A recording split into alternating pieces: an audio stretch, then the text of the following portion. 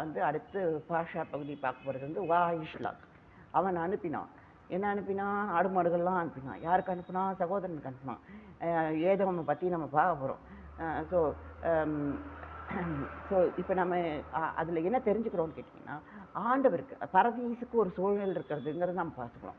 Rebecca கிட்ட ஆண்டவர் என்ன சொல்கிறார்? உன்னோட 2 ஜாதி இருக்குது. ஒருத்தன் இன்னொருத்தனை சேவிப்பான், அதாவது சின்னவனை பெரியவன் சேவிப்பான். ஸோ இப்போ நீ பார்த்துக்கணும், 2 ட்வின்ஸாகவே பிறந்தா கூட எது முன்னாடி பிறகுது எது 2வது பிறகுதுன்னு பார்த்துக்கணும். ஸோ இவனை சேவிப்பான். இதெல்லாம் ஏன் எப்படி ஒரு கற்பனை? அப்போ பாருங்க, சேவிப்பான்னா முழுசாக இவன்கிட்ட இருக்கும். யார்கிட்ட? யாக்கோபு கிட்ட இருக்கும்.